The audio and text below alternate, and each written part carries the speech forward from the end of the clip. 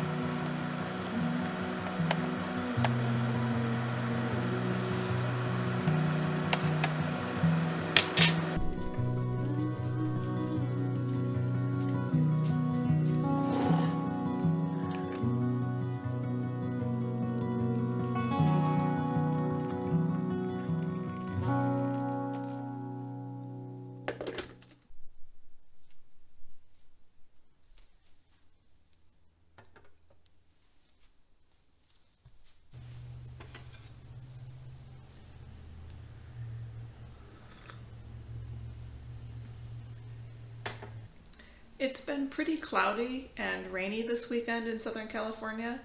I think we're finally getting into fall, or what passes for fall in this part of the country.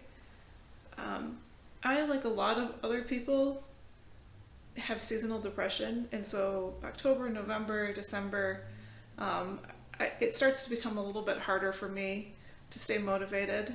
I get a little bit down. And I thought for my first video on this channel, I would share with you all 5 of my comfort reads for this time of year.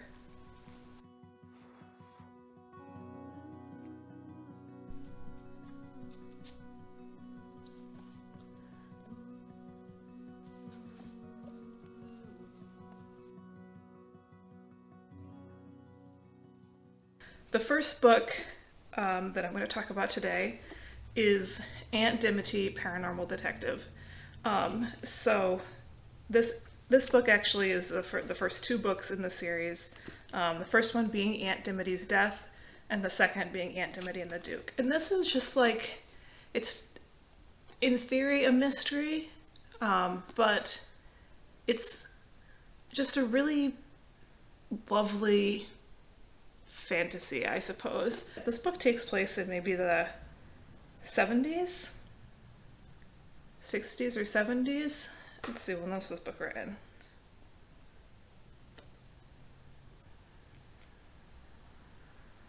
Okay, this book was written in 1992. It could take place in the 90s. It's, you know, I'm not good at that kind of thing. It has an old-fashioned feel to it. Lori is having a really rough go of it, and she gets a letter from someone that she realizes she thought was a story that her mom, a fictional character that her mom would tell her stories of. She realizes she was in fact a real person who has left her something in her will, and she needs to, go over to England and take care of some things. It's got like a tiny bit of supernatural in it, but nothing crazy. It's just a very, very cozy book. It's the kind of book that has recipes at the end of it. It's really great for a rainy day or a gloomy day when you just want to imagine a better life for yourself. Okay. Hopefully that framing is still good. Okay. The second book for today is The Sugar Queen by Sarah Addison Allen. Sarah Addison Allen is one of my favorite authors who is alive today. She just published a new book that I have not finished reading yet. Yeah, let me think about this. So all of Sarah Addison Allen's books are magical realism books, but they're not, like, they're very cozy magical realism books, you know? The classic, when you think of magical realism books, you think of like Gabriel Garcia Marquez, and those books are very kind of gritty to me. They have the magical realism has a very, I don't know, I guess realistic element to it. Whereas in these books, it's kind of like folk magical realism. They're always set in kind of the southern United States, which is not an area I have a lot of experience with. A lot of them are in the Carolinas. Josie Serrani is sure of three things. Winter is her favorite season, she's a sorry excuse for a southern belle, and sweets are best eaten in the privacy of her closet. She finds her closet harboring Della Lee Baker, a local waitress who is 1 part nemesis, 2 parts fairy godmother. It's a story of a young woman finding her way in the world. It takes place around the beginning of winter, and it's just a very nice, cozy story where people find their purpose in life, and it's got romance in it.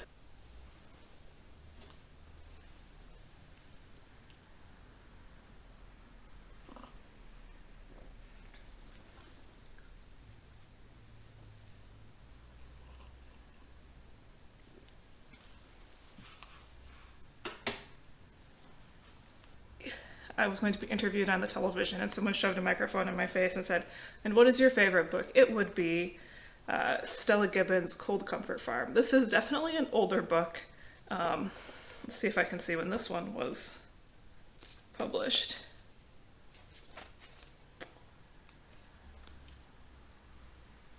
(1932). Let me read you the description of this book. When the Sookbind was in bud, the orphaned Flora Post, expensively, athletically, and lengthily educated, descended on her relatives at Cold Comfort Farm. There were plenty of them.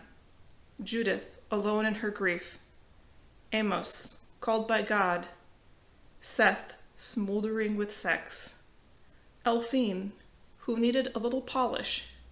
And, of course, Great Aunt Ada Doom, who saw something nasty in the woodshed. And Flora felt it incumbent upon her to bring order into chaos. It's not a very long book, and it's not very, despite being published in the 30s, it's not very challenging to read. It still reads quickly. And so yeah, if you like kind of witty books, and books where everything turns out nicely in the end, I would say give this one a go. Second to last book, this one, we'll see. Honestly, one of my favorite books of all time, but a lot of that might be nostalgia. This is Louisa May Alcott, An Old-Fashioned Girl. Now, Louisa May Alcott, of course, best known for The Little Women, which is a very nice book in its own way, but I've never quite bonded with it in the same way that I have with this book. There is a lot of moralizing, I think, in this book. The book, similar to Little Women, this book is split into 2 time periods. There is a child section where Polly Milton, who is a poor country girl, goes to live with her rich cousins in town. And then the second half of the book, she's a young woman. She's moved back into the city, so she's back in contact with her rich cousins, but she's trying to make it on her own in the world as a music teacher. Around the new year every year, I really do feel a resolve, a renewed resolve to become a better person. And this book, for whatever reason, helps me with that. This edition was published in 1991, but I know for a fact this book was written before then. My last book for today, the most modern of these books, Connie Ellis, Crosstalk. In the not-too-distant future, a simple operation to increase empathy between romantic partners has become all the rage. And Bridie Flanagan is delighted when her boyfriend suggests undergoing the procedure prior to a marriage proposal to maximize their emotional connection. But things don't work out as planned, and Bridie finds herself trapped in an intimate psychic link with someone else entirely, placing her privacy and her patience, and possibly her sanity, at risk. As things go from bad to worst, Bridie begins to see the dark side of too much information, and to realize that love and communication are far more complicated than she ever imagined. This is a sci-fi rom-com. It's not particularly wintry, I suppose. If you want something to take your mind off of whatever for a short time, I would recommend Crosstalk.